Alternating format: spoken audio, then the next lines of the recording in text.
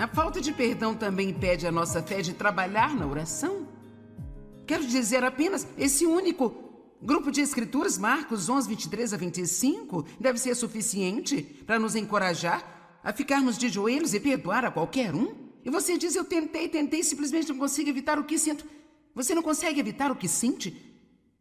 Mas o que você tem que entender sobre o perdão é que não é um sentimento, é uma decisão. Você não apenas decide perdoar, você ora a Deus para que Ele lhe dê a graça de conseguir fazê-lo. E depois disso, ore pela pessoa. Eu posso te garantir, Deus mostrou-me há muito tempo atrás que se você ora regularmente por uma pessoa, é impossível você continuar odiando esta pessoa. Vamos, você não se convenceu. Se tem alguém por quem você ora regularmente, você pode começar orando zangado, você pode começar fazendo isso pela fé.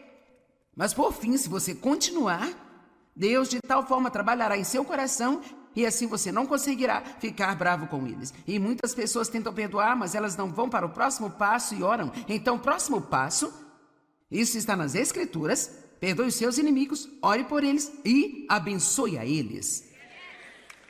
Você diz, eu não quero que eles sejam abençoados? Bem, eu entendo isso. E eu disse isso a Deus, sabe, eu vou orar pela fé, mas eu estou tendo muita dificuldade em querer abençoá-lo, Senhor. Mas o caso é o seguinte, Deus falou isso ao meu coração.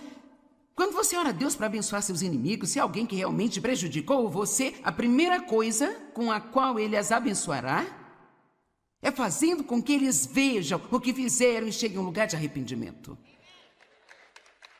Então, quando nós oramos a Deus para abençoar alguém, não é necessariamente orar para que eles tenham mais dinheiro ou um emprego melhor, sabe? Nós oramos para que eles sejam restaurados, para ter comunhão com Deus, para que eles vejam o que fizeram e para que façam mudanças no seu estilo de vida. E então deixe-me dar um passo adiante, porque descobri isso muito verdadeiramente na minha vida.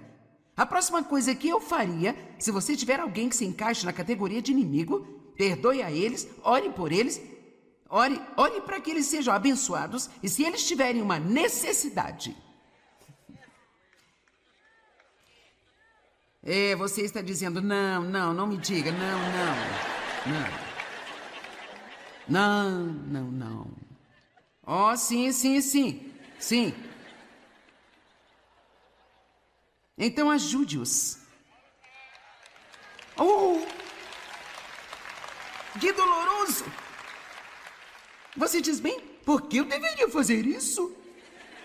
Porque você é um filho de Deus. E é o que Ele faz. Ele ajuda as pessoas que não merecem. Ele ajuda as pessoas que ignoraram a vida inteira e, quando precisam de ajuda, elas clamam por Ele e Ele as ajuda. E além disso, se alguém realmente te tratou mal, eles sabem o que fizeram. E eles vão ficar totalmente chocados quando você for bom para eles. E o que isso faz então? Isso vai quebrar a dureza dos seus corações e lhes dará a oportunidade de conhecer a Cristo.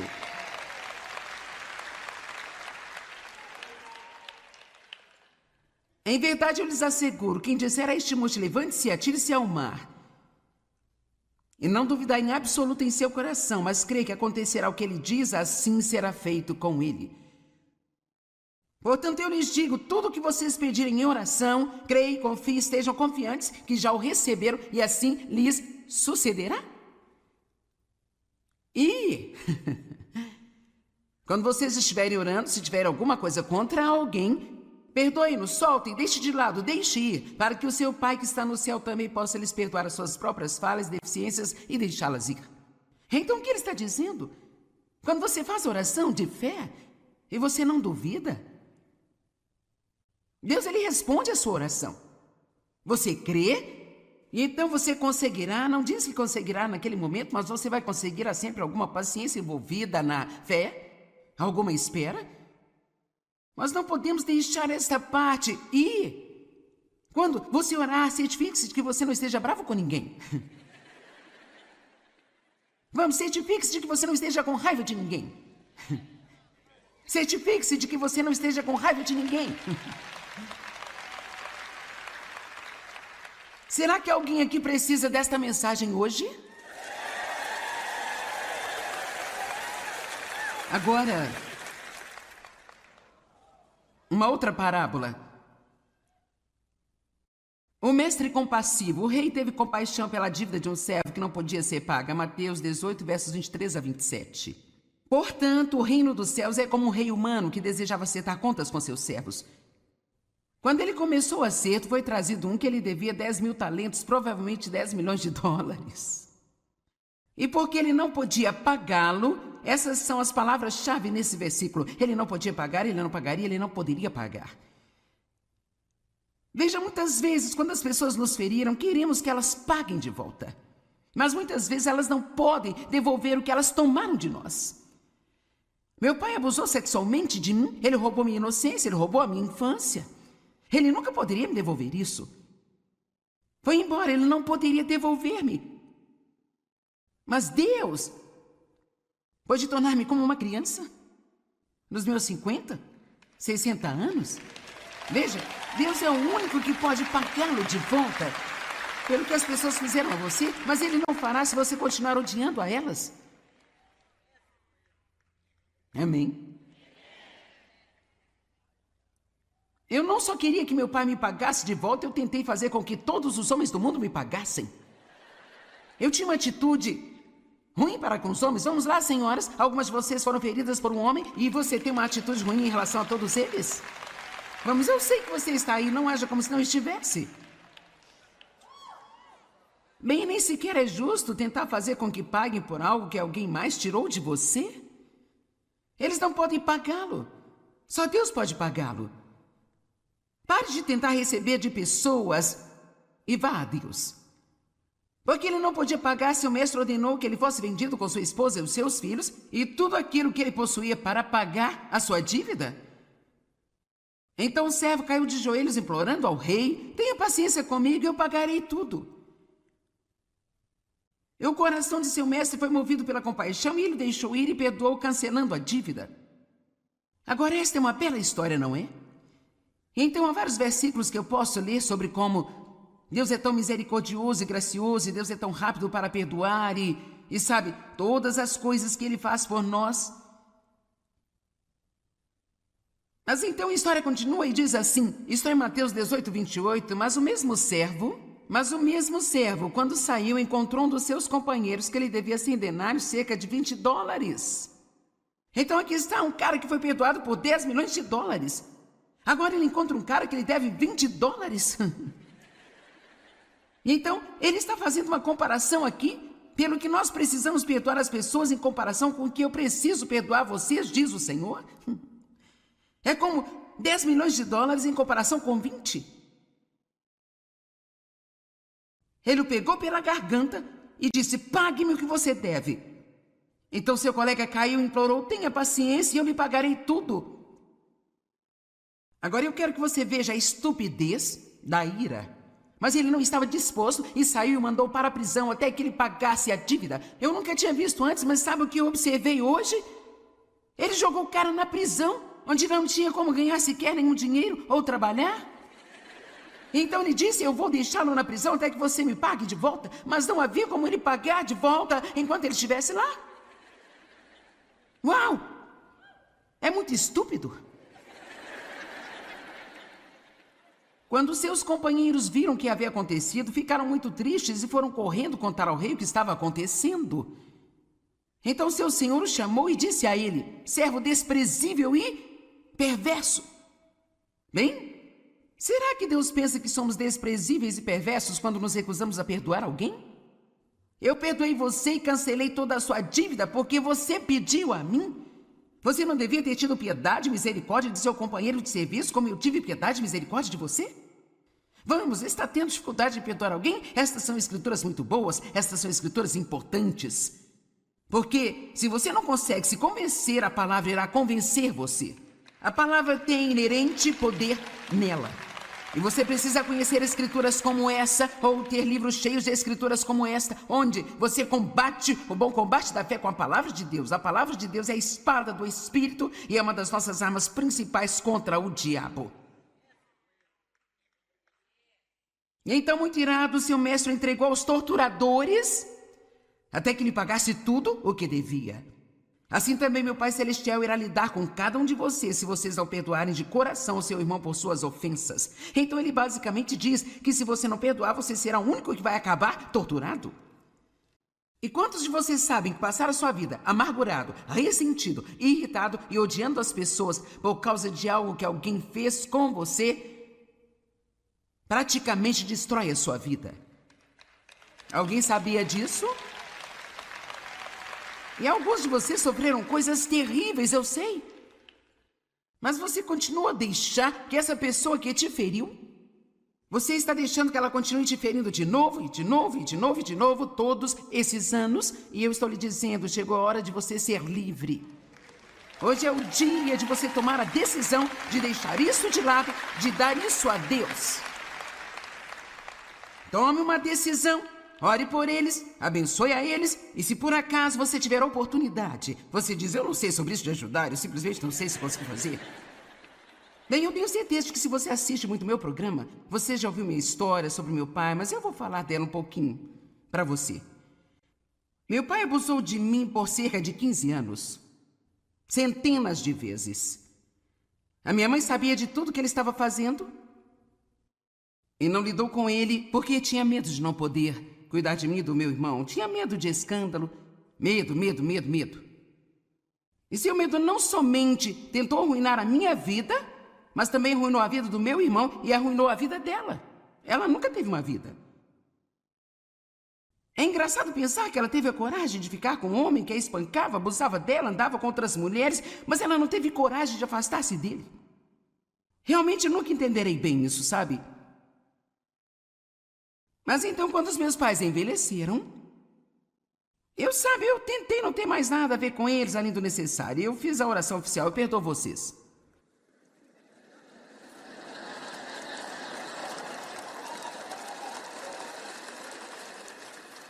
Bem, eu perdoei.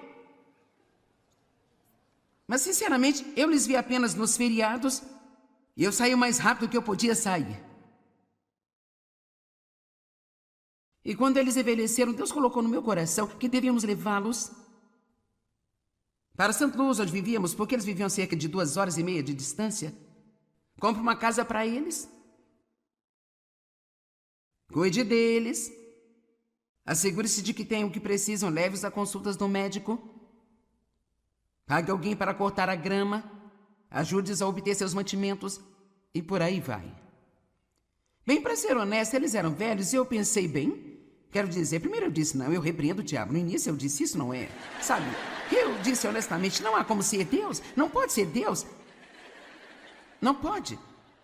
Quero dizer, eu não queria fazer isso, mas nós fizemos, e isso é uma longa história. E durante 15 anos eu cuidei deles, e depois eles foram para uma casa de repouso que pagamos porque eles não tinham dinheiro. Eles foram para um lar de idosos, nós tivemos que pagar porque eles não podiam pagar. Eu estou lhe dizendo isso porque quero que você se identifique. Mas Deus deu-me a graça de fazê-lo. Você não precisa gostar de tudo que você faz. Amém? Certo, tudo bem. Eu vou deixar isso aqui, eu vou continuar com isso, então eu vou ligar os pontos nesta última história aqui. O amor e o perdão, eles são inseparáveis. Lucas 7, verso 36. Um dos fariseus convidou Jesus para jantar com ele. E ele entrou na casa do fariseu e reclinou-se à mesa. Agora, isto seria como sentar-se à mesa, só que eles realmente se reclinavam à mesa. Eles tinham os bancos longos, algo parecido com um sofá onde eles se apoiavam em um braço e comiam. Então aqui temos esse grande jantar acontecendo. Agora, então uma mulher da cidade, que era uma pecadora especialmente perversa, quando ela soube que Jesus estava comendo à mesa da casa do fariseu, ela entrou na casa de Simão trazendo um vaso de alabastro com perfume. E não nesses versículos aqui em particular, mas outro versículo diz, e ela quebrou o vaso de alabastro e derramou perfume. Eu quero lhe dizer hoje que você tem muitas coisas boas aí dentro de você. Mas a carne tem que ser quebrada.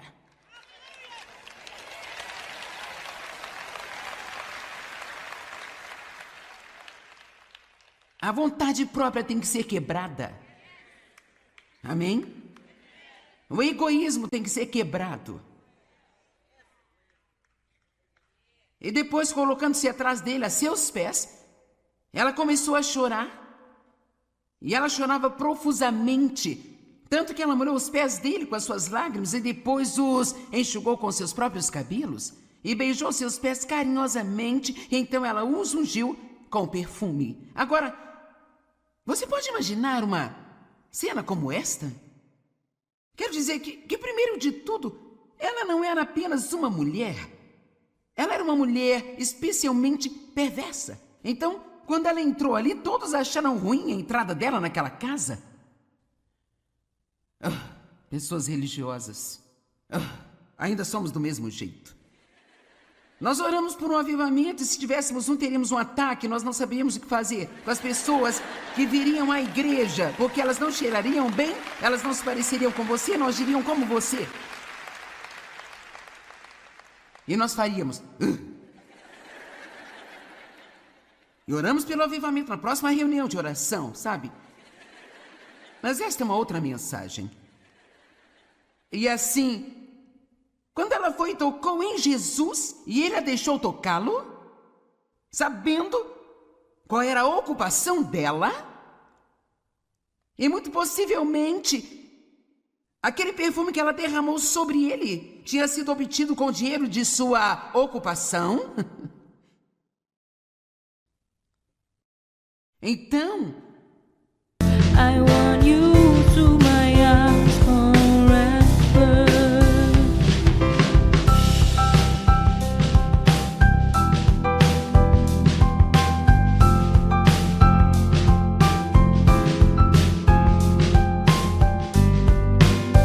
I am blessed with so many beautiful things, but I think the best is you.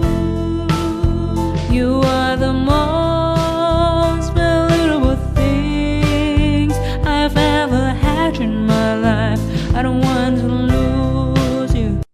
ela soltou os cabelos e começou a enxugar os pés dele com os cabelos dela. Agora, naquela cultura, uma mulher não soltava os seus cabelos. Se ela os soltasse na frente de outra mulher, era motivo para o marido se divorciar dela. Porque aquilo era visto como sendo um ato sexual muito obsceno. Deixar o cabelo solto em público. Então esta mulher aqui, ela está feliz, ela está tão entusiasmada com Jesus, ela não se importa com o que pensem dela. Ela solta os cabelos, ela chora, ela beija os seus pés, ela quebra o seu perfume, ela derrama sobre ele. Ela não se importava com o que pensavam, ela não se importava com o que tinha acontecido com ela. Sabe por quê? Ela estava apaixonada por Jesus.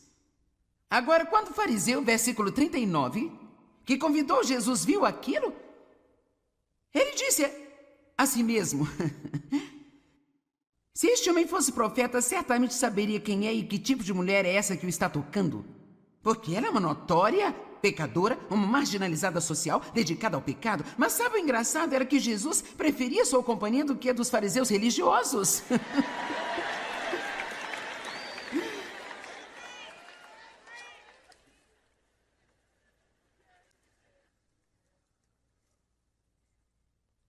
Ela parecia sobrecarregada de emoção, não se importando com o que pensavam dela.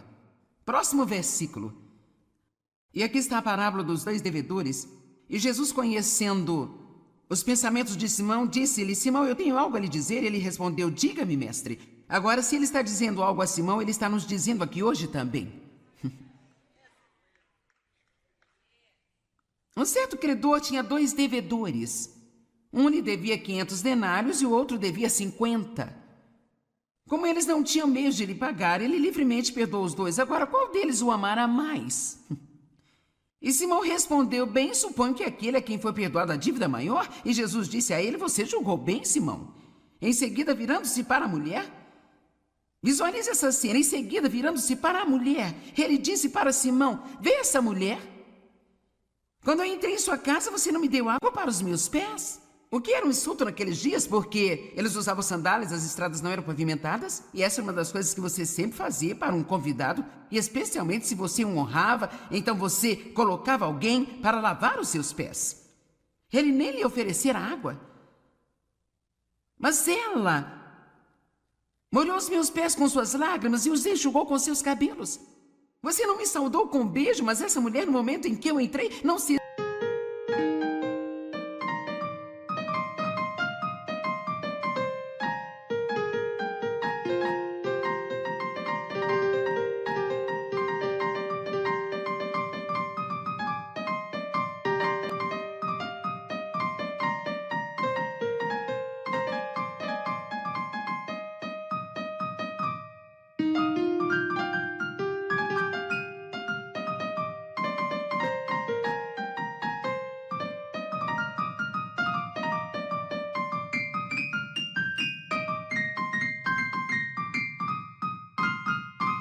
de insistentemente beijar os meus pés?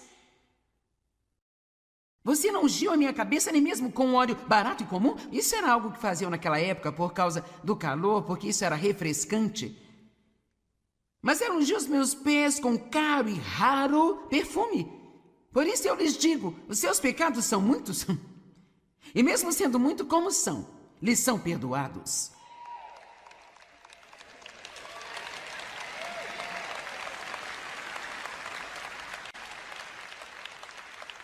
Porque ela amou muito. Mas aquele a quem pouco é perdoado, pouco ama.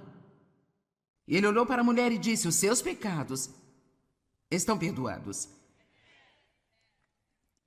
Então aqueles que estavam à mesa com ele começaram a dizer entre eles, quem é este que até perdoa pecados? E Jesus disse à mulher, a sua fé te salvou. Vá em paz de todas as angústias experimentadas como resultado do pecado. Certo, se dois devedores são perdoados, um é perdoado muito mais do que o outro, quem vai amar mais? Bem, aqui Jesus está fazendo uma conexão entre o amor e o perdão, e eu quero apresentar isso para você assim. Quanto mais Deus nos perdoa, então mais devemos amá-lo. Eu acho que alguém que está tendo dificuldades em realmente se apaixonar por Jesus, então com certeza você realmente não percebeu o que você era. Porque você está muito ocupado julgando todos os outros. E ele está dizendo, ele está colocando isso no contexto. Ele está tentando ensinar aqui uma lição sobre nós perdoarmos outras pessoas. Essas parábolas não são apenas para nos contar histórias agradáveis. Então nós vemos que nós precisamos perdoar as pessoas, porque ele perdoa as pessoas. E aqui está o que acontece. Ouça-me.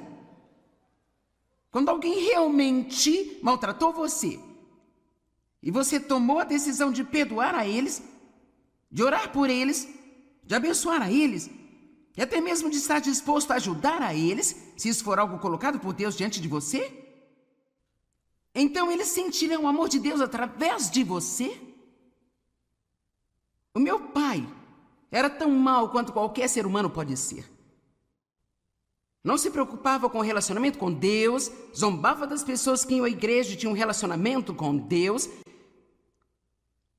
Mas 3 anos depois de eu comprar aquela casa para eles, de eu estar cuidando deles, minha mãe ligou-me um dia e ela disse, seu pai está chorando por cerca de 2 semanas, ele quer que você venha aqui. Agora... The passion of your love drives me crazy, and your one look steals my heart. Your love has a magical spell on me. It makes me something that I'm not in my life. Baby, I feel the intense passion of your love.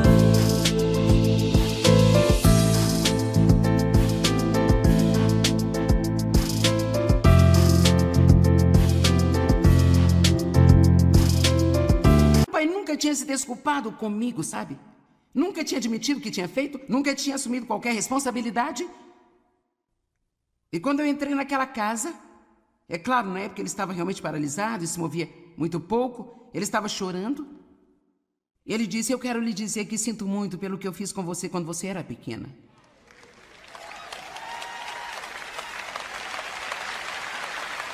Agora,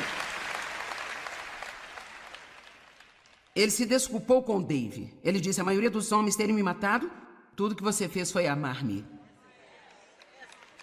Veja, as pessoas não podem. Deixa eu te dizer uma coisa. Você quer fazer um evangelismo realmente poderoso? Comece a perdoar aquelas pessoas que mais machucaram você. Ao invés de ficar bravo com elas porque não amariam a Deus como você e não serviriam a Deus como você. Não falo de deixar as pessoas se aproveitarem de você. Eu não estou falando sobre não se defender. Estou tentando mostrar-lhe um princípio espiritual. Eu perguntei se ele queria ser salvo. Fiz a oração de salvação com ele. Ele me pediu para ser batizado. E então, 10 dias depois, eu batizei a ele.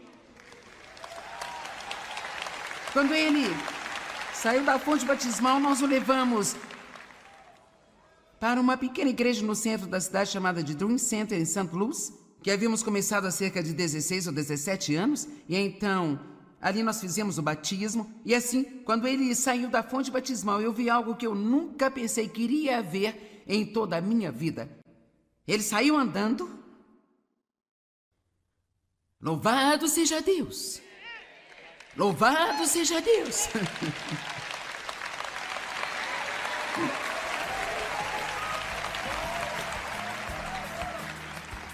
Como as pessoas perdidas neste mundo sentirão o amor de Deus se não vier através de nós?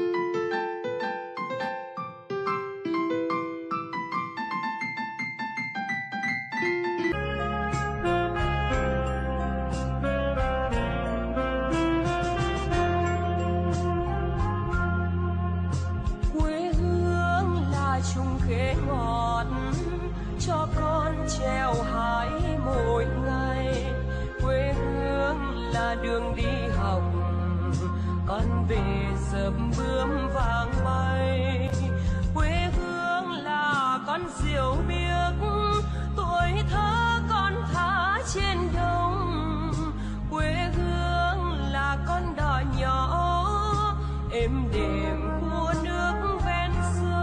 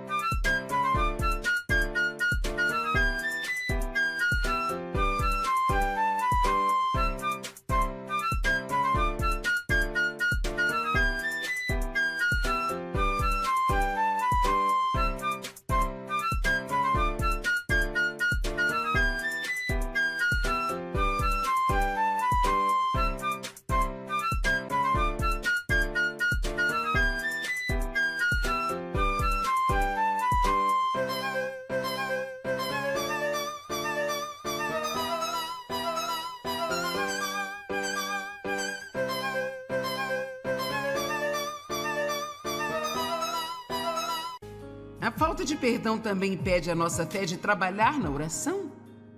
Quero dizer apenas, esse único grupo de escrituras, Marcos 11, 23 a 25, deve ser suficiente para nos encorajar a ficarmos de joelhos e perdoar a qualquer um? E você diz, eu tentei, simplesmente não consigo evitar o que sinto. Você não consegue evitar o que sente?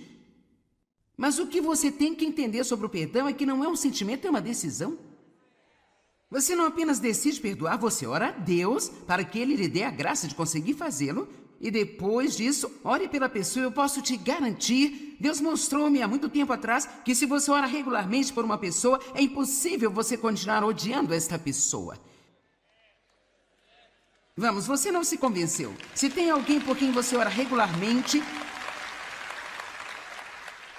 você pode começar orando zangado, você pode começar fazendo isso pela fé, mas por fim, se você continuar, Deus de tal forma trabalhará em seu coração e assim você não conseguirá ficar bravo com eles. E